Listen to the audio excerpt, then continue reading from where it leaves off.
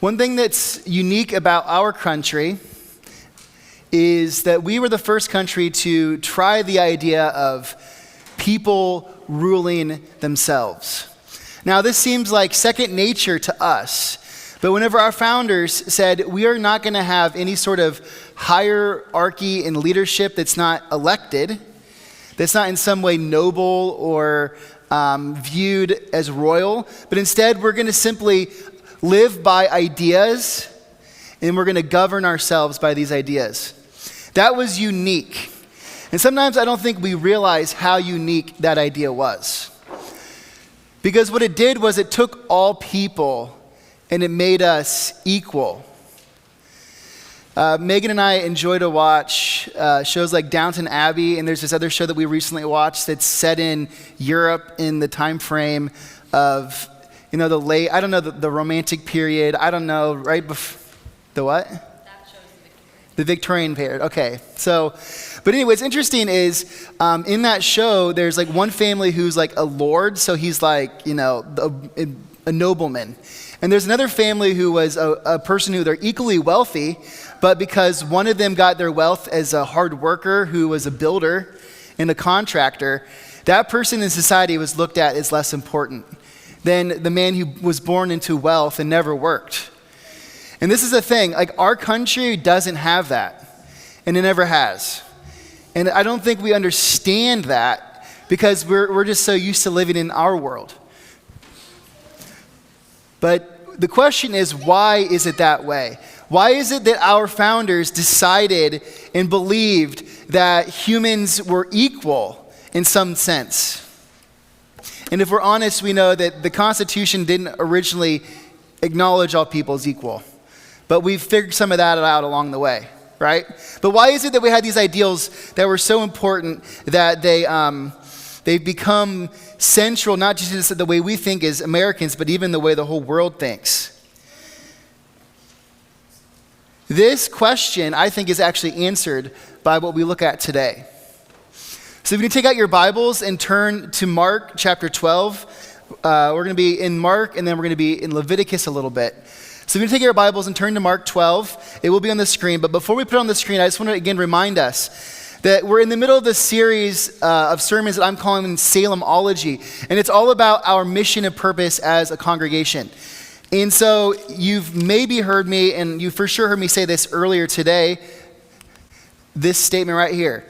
We make followers of Jesus who live the way of Jesus. This is, as a congregation, this is what our aim is supposed to be. This is what we're out to do. We're to make followers, and we're to live the way. Now, we've defined this a little more clearly by this statement. We make followers of Jesus who live the way of Jesus by sharing the story of Jesus with our neighbors, calling our neighbors to give their lives to Jesus and join the community of his people, and submitting with our neighbors to the way of Jesus to shape and pace our lives. So that's a little bit more clear, but maybe not as clear as we'd like it to be. So we've said there are 5 core values that we should live as Salem Magley Church. And if we live by these values as individuals and as a congregation, we are going to do those things that we set out to do. So the first one is loving God. We talked about that last week. And what we said about loving God is what it comes down to is loving God is about recognizing that we're called to change our perspective to God's perspective. And when we do that, we're doing what we call worship. We are giving our lives to God and recognizing the relationship that we're supposed to have with him as our creator. And what this automatically means is that this is a long-term pursuit. It's a lifelong pursuit of making God's way our way, of making God's perspective our perspective. And as we do that, what it turns out is this is an all-inclusive or all-encompassing thing.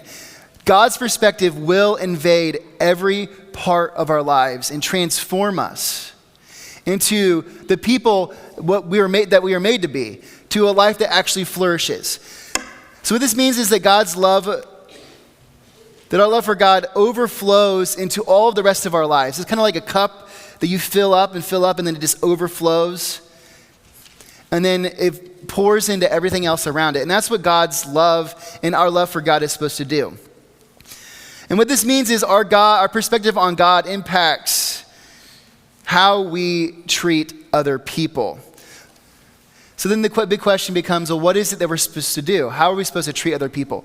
And this is exactly what Jesus knew, which is why whenever he gave his second great commandment, he wasted no time in telling people how they're supposed to treat others. So this is what here, Mark 12:31, this is what Jesus said.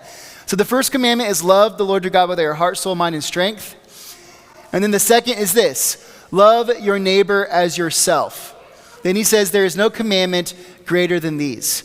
So if loving God is the first and most important thing that humans are supposed to do, a close second, and I would say connected idea, is that because we love God, we love others. That's the natural consequence of loving God. But this is what we need to understand. Just like if you were here last week and I said Jesus' commandment about loving God is actually straight from the Hebrew Bible or the Old Testament, this command is also straight from the Old Testament. And so if we're going to understand what Jesus meant by loving others, we have to look at the Old Testament. So this is when we turn to Leviticus. So this actually comes from Leviticus 9:18. So let's take a look at this passage a little bit so we can understand more what's going on. So Leviticus 9:18, this is how it opens. It says, "Do not seek revenge or bear a grudge against anyone among your people, but love your neighbor as yourself. I am the Lord." So right here in this verse, we see that love is held in contrast with giving hate. So it's either you give love or you give hate, because that's what these things are about. Revenge and grudges is about hating somebody, or you can love somebody. So these two ideas are pitted against each other. Now, this right here is already the foundation of the ideals our founders brought to the world. A society that cares for one another is going to be a society that doesn't hate. And that's the kind of society that we need to be a part of. But if we actually look at just a little bit more of chapter 19, we see a fuller picture about what this is all about. So let's hear chapter 19. We're going to start with verse 11. So this is what right before that passage that we read in 18, verse 18. "Do not steal, do not lie, do not deceive one another, do not swear falsely by my name, and so profane the name of your God. I am the Lord. Do not defraud or rob your neighbor. Do not hold back the wages of a hired worker overnight. Do not curse the deaf or put a stumbling block in front of the blind, but fear your God. I am the Lord. Do not pervert justice. Do not show partiality to the poor or favoritism to the great, but judge your neighbor fairly. Do not go about spreading slander among your people. Do not do anything that endangers your neighbor's life. I am the Lord. Do not hate a fellow Israelite in your heart. Rebuke your neighbor frankly, so you will not share in their guilt." So this list here is very similar to another list in the law of Moses. And we have that list hanging on our walls. Right here and right there. The 10 Commandments. There's things in here that very much connect with the 10 Commandments. And what we actually see is, if we remember, what is it that Israel was supposed to be? Well, Israel was invited by God to be a kingdom of priests and a holy nation. And what that means is they were supposed to take God's way to the nations. They were supposed to be that middle group, that middleman between the rest of the nations and God. And so God gave them a law to help them understand how to live as a holy nation. And all that means is to live as a nation that lives the way that God designed them to live, that creates the kind of place and society that God intended for humans to have. A society with harmony and goodness, not a society of evil and hate. And so these laws were just ways for Israel to understand how to live. But this is the thing. If you've ever raised kids, if you've ever managed adults or teenagers in any capacity, if you've had authority over people, where you've had to put in place rules or expectations, you know that humans that were really good at finding loopholes. We're good at getting around things. We're good at finding exceptions to the rule. And so this is the thing. That's also what Jesus knew. And that's what the Hebrew Bible recognizes. It's impossible to list every evil, horrible, mean, wicked, rude thing that humans can do to each other, because we'll always find something to get around the rules. And so what we see in the Old Testament is just examples of situations that needed a ruling and needed wisdom. But those examples are limited, for one, because they're from an ancient culture, nothing like ours, and also because there's things about it that is just not normal for our society, things that we view differently than they did in the ancient world. And so what Jesus says is, and even this passage here in Leviticus, what it does is it says, you know what? I'm not going to tell you everything that you could possibly do and prohibit it.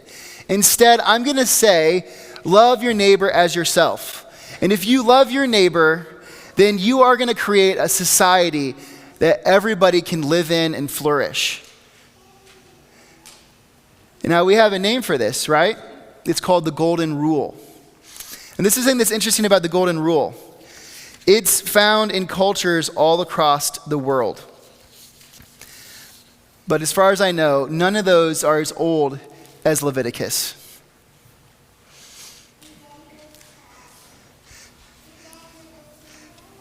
And this is what Jesus knew.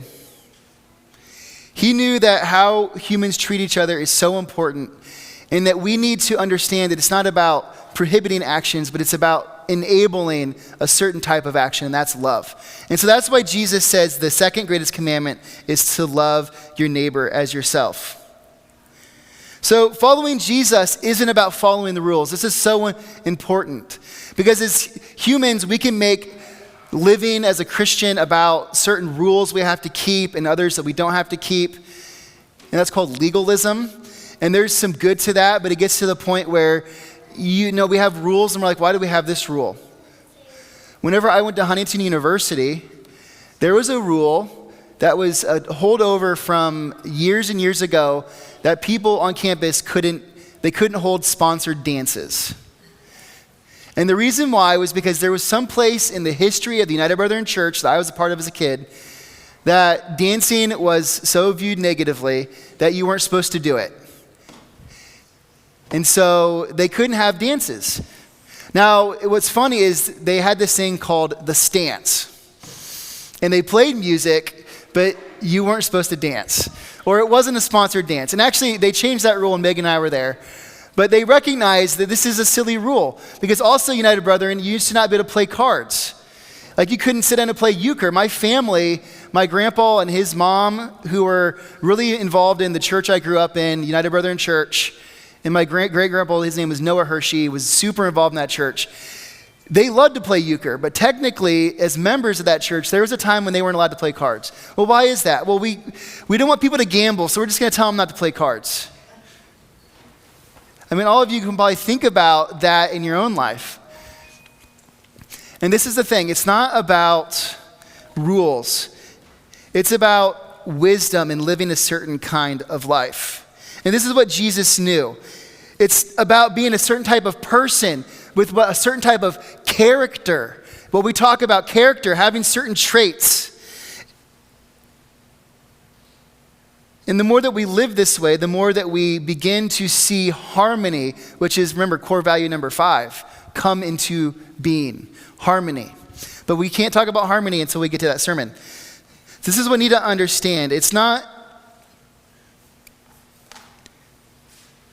hard to know what it means to love others. It's straightforward. I understand that. It's straightforward.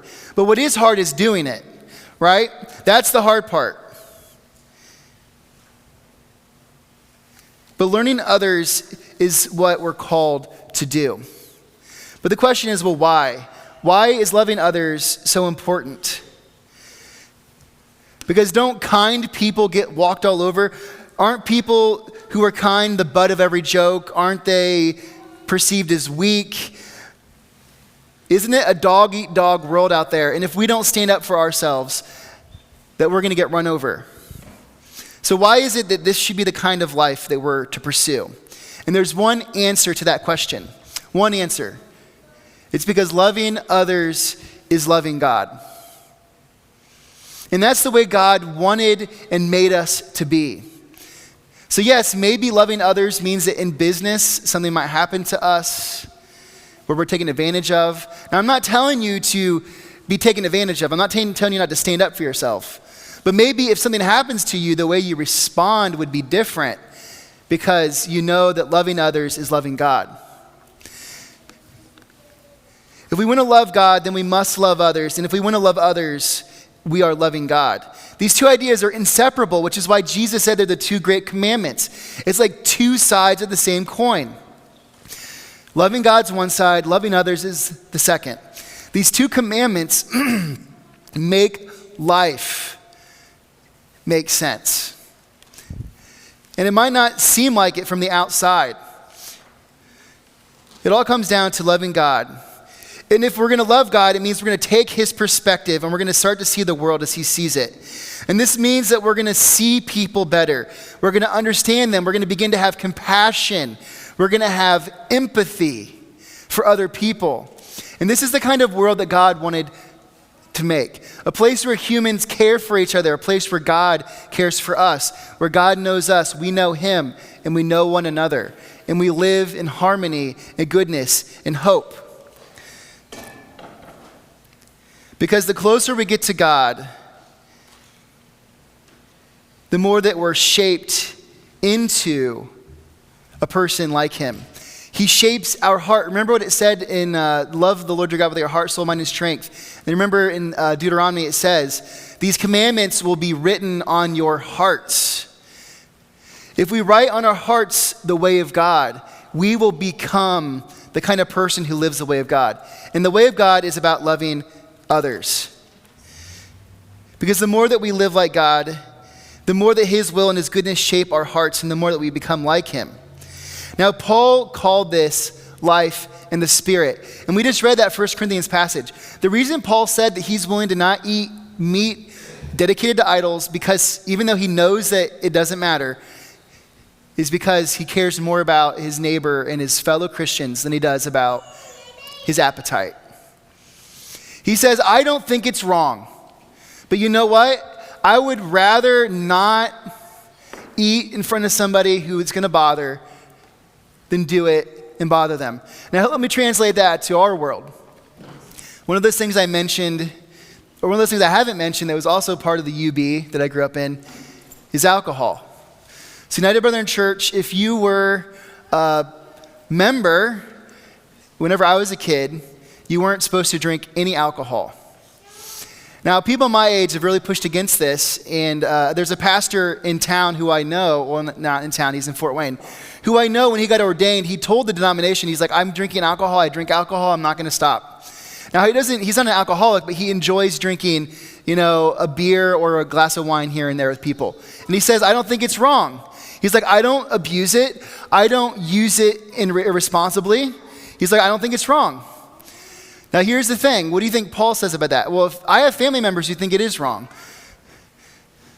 So should I go in front of them if I think it's not wrong and do it in their face?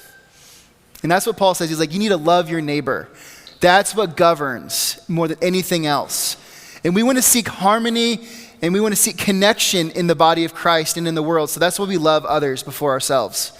Loving others is loving God. These two great commandments make what Scott Mennett calls the Jesus Creed, or the way of Jesus. So when we say here at Salem Magley that we make followers of Jesus who live the way of Jesus, what we really mean is that we are a Christian community loving God and loving others. And those two ideas then bring the next three core values. We give our lives to God in his way, and we grow into God's perspective, and then we love others. And as we love others, we're loving God, because loving others is loving God. So when it comes to making followers who live the way of Jesus, that mission or that vision statement I said, when it comes to doing that, we need to make a point to love others. Because when we're loving others, we're loving God. And that's the way of Jesus. Now we're going to talk more about what it looks like to get in the nitty-gritty of that. Because I understand that's still pretty abstract. And that's what the next 3 weeks are about. But for now, we need to focus on loving others as loving God. So as a congregation, we need to make this our primary part of who we are. So it starts with each and every one of us first. So this is what we need to ask ourselves. Who is it that's hard for you to love? Or, this is one for me, what are the situations that make it difficult for you to love people? Right? There's situations I find myself in where, I'm just stewing on the inside. And at that moment, we know we have a couple of choices about how we're going to handle those feelings. But when we feel that way, it's really hard to treat people, even people we care about, in a way that's kind. So what are those situations? You know what they are. What are the things that annoy you and the tendencies that people in your life have that make it hard for you to love them? Because if you've known somebody long enough, a friend, a family member, a spouse, you know there's things that they do that annoy you. There's things that they do that maybe they wish they didn't do. They make it difficult to show them love in those moments. That's where we need to start. And on top of that, we can think about our spouses or our child. We can think about coworkers or siblings, parents, a close friend. Maybe there's anger or frustration. Maybe there's somebody who isn't very kind to you. It's clear they don't like you. So yeah, you don't want to love them. Those are the situations we need to think about. Maybe it's someone who has a different belief or values or opinions. I know that the primaries just started. And most of us, we don't think about politics, we don't think about any of that, but it's in our news, it's in our minds now. The one thing that divides people more than anything else is politics. I'm not telling you to change your politics, I'm not even telling you to talk about them with other people. But when you know that somebody's on the other aisle than you, how are you going to treat them? And when it comes to how we treat each other as Americans, can we see that there's a reason for us to love each other, even if we have different opinions? As a church, we must be people who love others, because loving others is loving God.